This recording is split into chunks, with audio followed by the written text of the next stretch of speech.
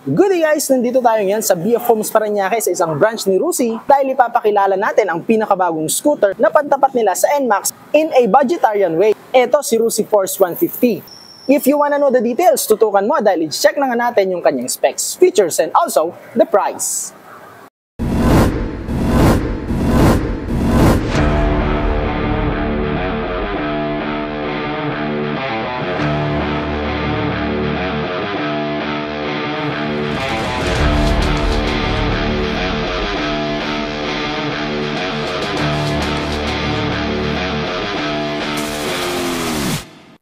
Maraming excited at marami ring nag-abang na basher sa pinakabagong release na scooter ni Rusi at napakainit niya sa social media parang si Flash at si Flame. Kesyo pangit daw ang itsura, kinopya, pero mas marami pa rin ang pumuso at nag-share ng kanilang positive thoughts. Para magkaroon kayo ng idea sa mga kulay na available sa kanya, ito ang mga sumusunod na kulay na pwede nyong pagpilian. Una na dyan itong ating vinablog na kulay brown.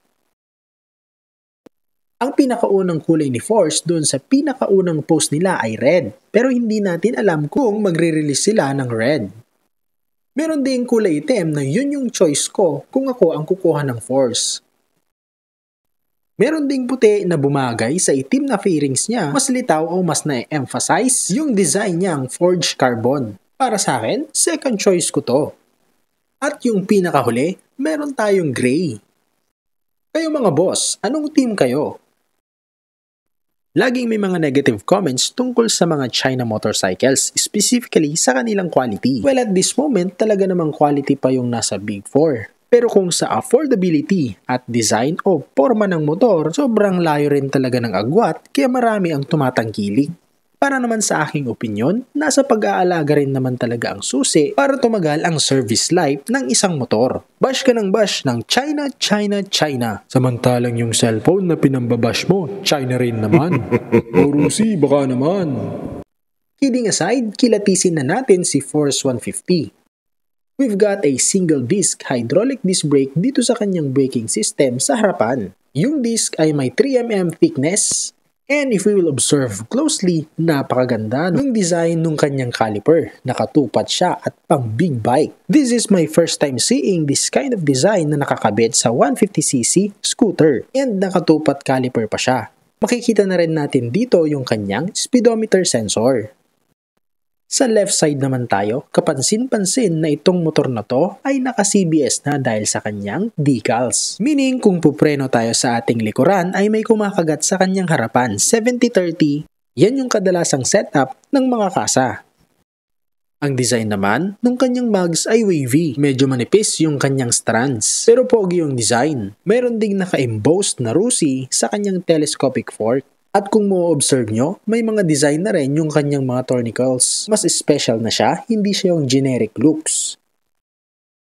Yung atin namang tires, parang NMAX 10, 110/70 by 13. Of course, ito na po ay tubeless. Puntahan naman natin itong kanyang front fender. Dito sa ibabaw, mapapansin natin meron siyang peak na plastic o yung may mataas. Dun sa quality ng kanyang paint job, mapapapalakpak ka rin kasi in actual guys, maganda yung kanyang finish. Sa ating front suspension, ito po ay naka-telescopic fork. Mataba na rin to kaya asahan natin yung kanyang performance ay mas maganda at mas mahaba yung kanyang life service. Ito naman yung itsura ng likod ng ating front fender. Medyo mababa na rin siya, very neat din ang kanyang cable positioning. Isa sa problema ng scooter kapag ito ay nag-edad na ay yung kanyang frame. Nababasa kasi ito and eventually kinakalawang napuputol. Good thing mataas yung counterpart na plastic nung kanyang fender kaya yung mga talsek ay hindi directly mapupunta sa frame. Overall guys, sa kanyang katawan may naka-engrave na details. Napuna ko lang maganda sana kung pare-parehas na lang yung design. Na iba kasi dito sa kanyang side na medyo hindi bumagay yung kanyang forma. Yung una nga nilang model ay pure black yung fairings, walang forged na design. And speaking of design, kinopya daw ni Rusi si Yamaha Force pero nung tinignan natin ay medyo malayo yung kanilang itsura. Alrighty, dito na tayo sa kanyang muka. Ito talaga yung combination ng sporty and aggressive looks. Para sa akin, mas pogi ito sa mukha ni NMAX. Marami ang mag-a-agree lalo na't kung nakuha ng Big 4 ang design nito. In short, ibig sabihin kung hindi siya Rusi. Dahil nga maraming bashers pero kudos sa Rusi, gumaganda na yung kanilang mga units. Nakikipagsabayan na rin pati sa takbuhan. Sa pagkasipat ko nga, itong kanyang disenyo ay may pagka X-Max and T-Max combination. Ang lahat ng kanyang ilaw ay LED na, turning lights, headlight at saka stoplight. Naka-projector light na rin yung kanyang ilaw, mas buo at hindi nakakasilaw yung kanyang buga. Sa taas naman ng kanyang ilaw parang kilay, meron siyang daytime running light. Sa malayuan mo naman siya tignan ay head turner talaga, maganda yung kanyang itsura, kakaiba sa mga scooter na nasa Pinas. Lumipat naman tayo sa kanyang windshield.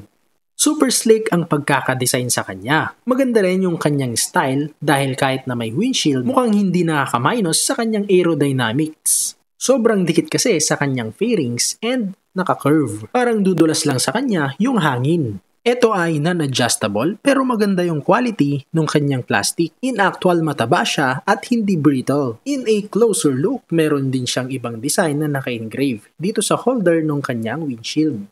Sa mga naka-manual at naka-semi-automatic na motor at sa mga naka-scooter na walang windshield, isa itong game changer lalo na sa long ride. Nasasalag kasi nito yung tinatawag nilang wind drag o yung nasasalubong mong hangin. Malaking tulong din to lalo na pag umuulan.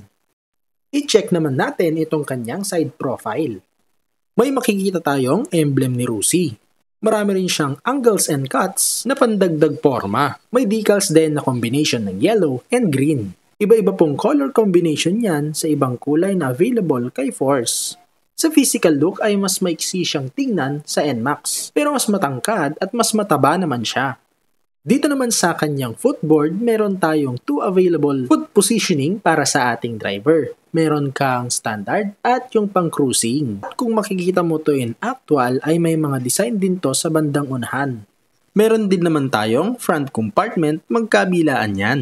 Kailangan mo siyang hilain pataas para mabuksan. Fit ang mga cellphone natin dito. Malalim rin magkabilaan, pwedeng maglagay ng coins, ng ID, for easy access. Wala po dyan yung kanyang charging port, pero subaybayan ninyo at ipapakita natin kung nasaan. Pero puntahan muna natin itong kanyang handlebar dito sa kanyang left side. Kung mapapansin ninyo, yung kanyang lever ay adjustable. Present yung ating passing light, yan yung button na nasa harapan. Ang dulo ng kanyang handlebar ay bakal. Kagandahan naman yan kasi yung unang tutukod in case na matumba yung motor, yan yung sasalo ng impact para lesser damage. Na-appreciate ko lang yung mga buttons, gumanda yung quality. Meron tayong buttons para sa turning lights, signal light at saka sa busina at meron siyang built-in na hazard light. Sa kabila naman, meron tayong kill switch. Meron ding on and off ng ating headlight. And syempre, yung ating ignition system, push start, wala po siyang kickstart. Kung papansinin natin, ang plastic cover dito ay forged carbon design na sa plastic ng kanyang handlebar at sa palibot ng kanyang meter panel.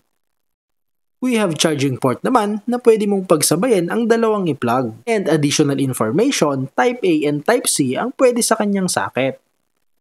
Ang atin namang meter panel para kay Force ay fully digital na. Colored na rin yan. Hindi naman siya ganun kadaling maanggihan ng tubig kapag umuulan dahil nasa ilalim siya ng kanyang wind visor. Dito naman sa kanyang ignition switch ay naka-mechanical key pa rin po ang ginamit. Nailaw na rin yung palibot ng kanyang susian. Dito mo na rin bubuksan yung kanyang upuan pati yung kanyang gas tank. Malaki-laki rin ang kanyang gas capacity. 9 liters. And for the fuel consumption, 40 kilometers per liter. Pero depende pa rin yan sa bigat ng driver, sa throttle habit, o sa terrain na iyong dinadaanan. Baka naman puro paahon ay magastos talaga sa gas. Ito namang susunod ay yung sa kanyang side profile sa kanyang body.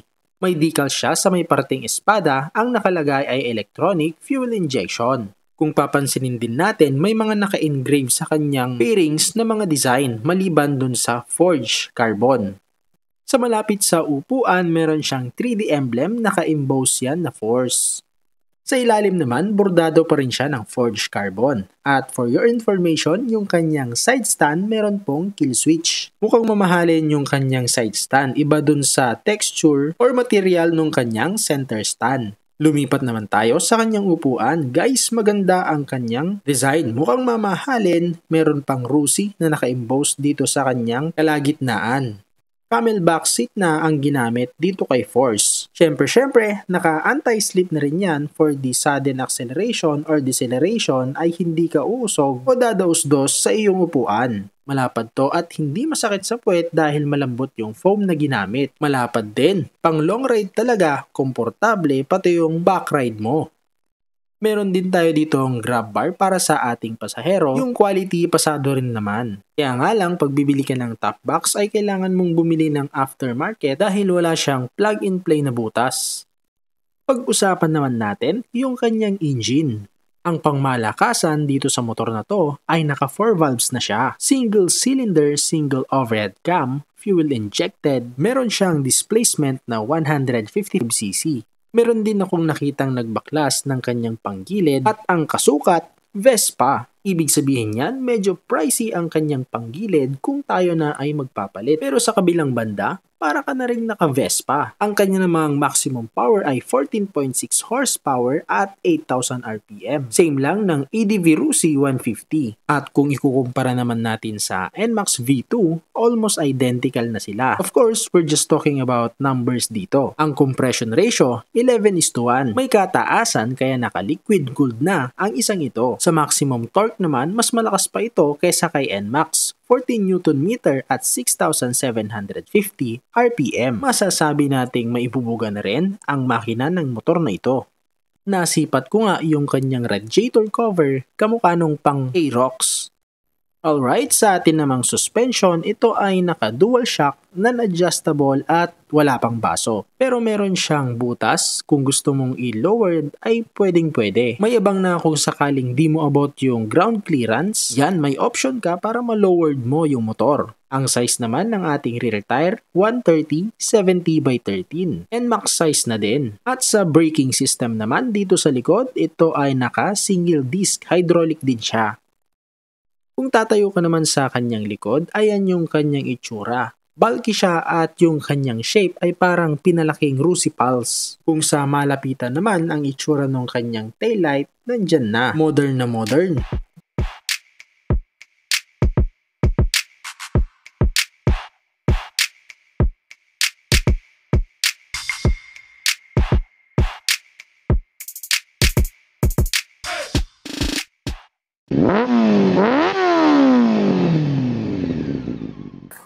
Alright guys, nandito na tayo sa ating final stage. Ito yung ating comfort test. Ito yung height natin, 5'6". Yan, side by side sa atin si Force 150. Malaki talaga siya. Maxi scoot yung kanyang datingan. Malapad, shares the same engine ni CADV. So ito yung ating itsura. Yan, malaki talaga siya guys. At ito yung parang kuya ni Rusi Pulse. Dito sa kanyang size, dito sa kanyang puwet, hanggang dito, ayan, ka-size niya si Rusi Pulse. Pero overall guys, kung makikita mo to in actual, mabibilib ka rin kay Rusi kasi gumaganda na yung mga unit nila, pati yung mga fairings and yung quality ng kanilang mga gawa ay nag-i-improve na rin. Kaya good job kay Rusi. Napakaganda ng kanyang unit na nilabas ngayon, and hindi lang ito yung bagong nilabas ni Rusi, no? Meron ka pang Flame, may Flash, may Passion. Madami siyang nilabas ngayong sunod-sunod. Subukan natin siyang ibaba. Ayan.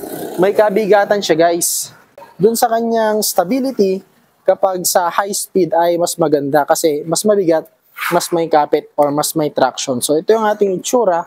Kung tayo ay nakasakay, ang height natin ay 5'6". Meron pa tayong legroom dito, maluwang pa. So dun sa mga, pwede siguro sa mga 6-footer, ito lang din siguro sa kanila. Ito, may standard at saka cruising.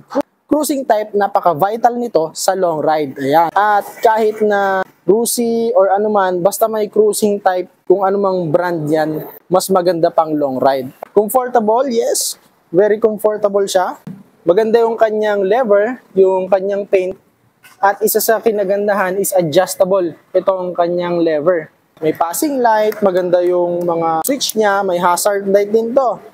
Ang gaganda ng kanyang button guys, kung makikita mo to in actual, mabibilib ka rin, parang hindi siya Rusi.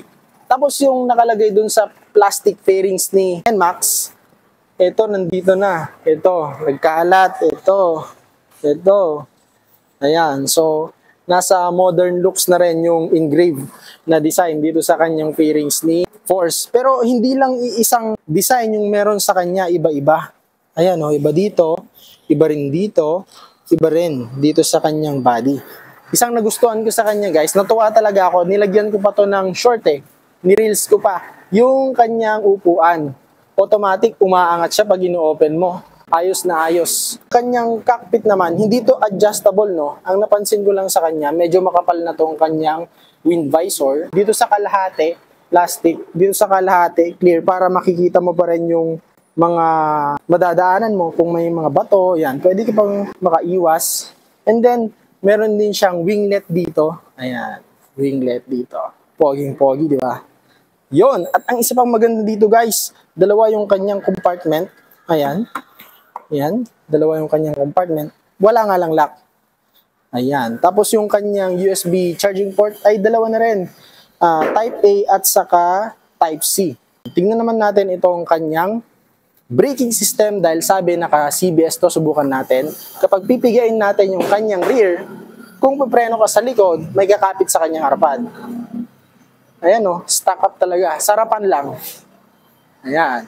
Ayan. Napakaganda nung plain nung kanyang suspension sa kanyang harapan.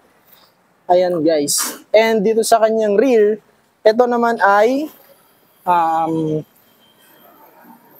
dual shock. Mabibilib ka rin dito dun sa kanyang caliper. Bike inspired yung kanyang caliper. Hindi ganyan yung caliper ni Maesa dun sa kanyang NMAX. Mas upgraded pa nga yung itsura ng caliper nitong si Rusi. So para doon, goods to goods. Approve na approve. Alright, nandito naman tayo sa kanyang SRP. Pinakaaabangan ng lahat. SRP nito is 110,000 pesos. Of course, price may vary po. Depende po sa lugar na pupuntahan ninyo. Kung installment naman po, pwede kang mag-down, minimum down payment ng 10,000 pesos. Magti 3 years ka po ng 4,495. Of course, may bawas pa po yan. May rebate pa po.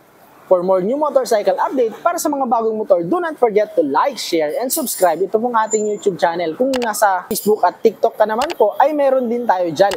Ilalagay ko po yung link dyan sa description sa baba. At hanggang dito na lang. Thank you for watching. Ride safe!